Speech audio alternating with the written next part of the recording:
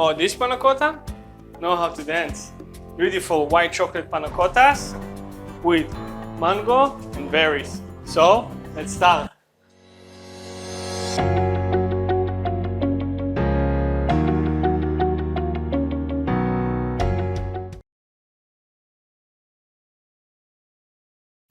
Hey everyone, so summer came and with it all the berries and the beautiful fruits. We're going to have here something beautiful. White chocolate panna cotta. In my opinion, the white chocolate, even though it's not chocolate, goes very well with fruits. So we're going to make a white chocolate panna cotta. We're going to go with fresh berries, cherry. We're going to have a couple of frozen berries that we're going to make a coulis from it. Some things that left over from previous recipe. So let's start with making the panna cotta masa. After that, let it chill and work on all of the other sauces and berries and everything that's actually going to go on top. Very colorful, very tasty. Summer. Oh, fruits. I like fruits. I don't know how about you. Let me know in the comments below which one you like, which one a little bit less. So we're going to have the milk, the cream, vanilla extract, a little bit for the flavor, sugar, we're going to use half of it, the other half we're going to go with the mango, very nice, and the gelatin, and the white chocolate. You see, half of the product already done. So, take a pot, and just to let you know, all the ingredients and the method of cooking are in the description below. So, check it out whenever you have time, but give it a thumbs up though. So, I'm going to start with the milk. All the milk, all the cream, everything together, yeah? Sugar, half of it, and a touch of vanilla extract. We're going to give it a touch now and a touch after when it's going to be warm. And just to let you know, for the masa, put it on like 5, 4 out of 9, give it the time, give it the heat, a little bit, like medium heat, to actually develop the flavor. You know, the cream and the milk and the sugar with the vanilla need to bind together. As for the gelatin, we're going to use powdered gelatin, but if you have leaves or you know, the sheets that you can find also good. Play a little bit with the ratio, it's a little bit different. The powdered gelatin, it's a little bit stronger than the sheets, so you're going to use a little bit more sheets than the powder in grams, but I chose the powder because it's more available to everybody. You can find it in the grocery stores or like on Amazon or something like that. I'm going to leave you a link also in the description below if you want to find it, even easier. So, in a little bit water, yeah, just sprinkle it on top of the water and we're going to let it bloom, actually puff. Usually you can do it with the milk. I prefer to do it with water, you know, neutral a little bit. As for the glaze of the mango, just a little bit water, like 30 milliliters, something like that, and all the rest of the sugar. So now we're going to put it on the stove, 3 out of 9, bring it to a point where all the sugar is dissolved, give it another 1 minute, take it off, let it chill completely. It's going to be a little bit liquidy, but with the time that it's going to chill down, it's going to thicken a little bit. Then we're going to cut the mango, cubes, very nice one, and mix them with the glaze, very nice with the contrast, and we're going to zest a little bit, lime on top. When all the sugar is dissolved, don't stir it with a spoon. We don't want to incorporate any air until it's actually going to chill down because it's going to reach color. Now we're going to mix it with the mango. If you have too much of the syrup, no worries. We have the berries, the frozen one. Just pour some of this syrup on top of them. This is what I'm usually doing. To make it a little bit extra, pour it on the mango, mix it with the lime, the mango, let it sit for 5 minutes. Then take some of the syrup, pour it on top of the frozen berries, and now we're going just to blitz them.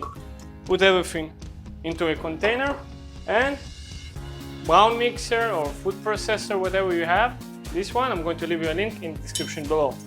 Just blitz them, that's it. You don't need to add anything more. If it's not going to be sweet enough, no worries. The panna cotta is sweet, the mango is sweet, the fruits are sweet. This is going to give the sourness, kickness here. So, blitz them, and we're going to strain it. Strainer, regular one, a bowl. Come, take a look at the color. Amazing. It's going to be a very nice dark red. Beautiful. When all the liquids already develop the flavors, we're going to build them. So we have the gelatin, very nice, already puffed here. So we're going to add another touch of vanilla extract, a little bit before, a little bit after, making sure that actually we're going to have some flavor here in the panna cotta. All the chocolate goes inside now, and we're going to stir it until all the chocolate is melted.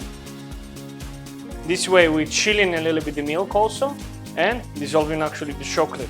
So when we're going to add now the gelatin, it's going to be perfect. When you're ready to add the gelatin, just detach it from the plate. You're going to have the gelatin. Beautiful. Put it with the liquids and start whisking it, dissolving all the gelatin now in the liquids. Just time to taste it. As all recipes and everything, you need to actually taste your food.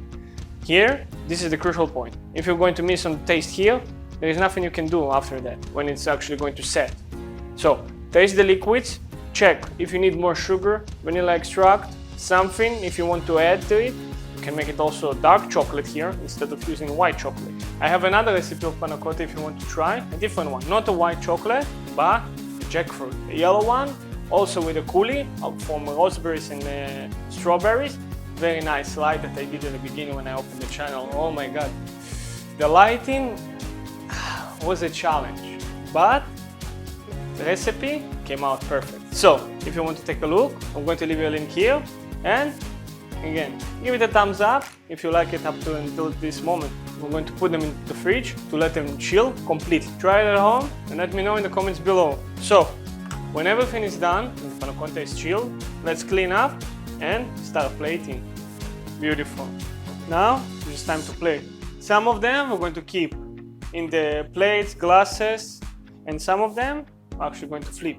For flipping them, you will need warm water, not too hot, otherwise you're going to melt all the panna cotta, and we don't want it. So just put it in the water, 5-6 seconds, and take it out. Wipe the excess water, shake it a little bit to see that the panna cotta is actually detaching, and come closer, take a look. Beautiful panna cotta, look at it, boom.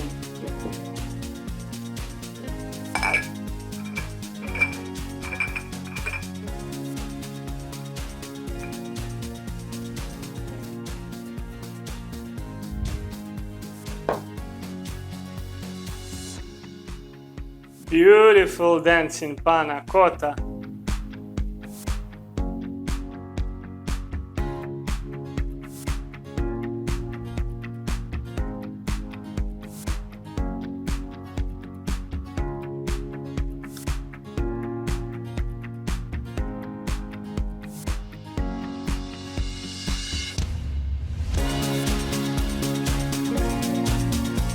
Oh, with this panna cotta, we're going to dance. So make sure to let me know what you think about it in the comments below. The different types, yeah, the presentation, which one you prefer more. Also, make sure to subscribe, hit the notification bell because next week it's going to be totally different. Thank you very much for watching. I'm Andre. This is ThinkOFood.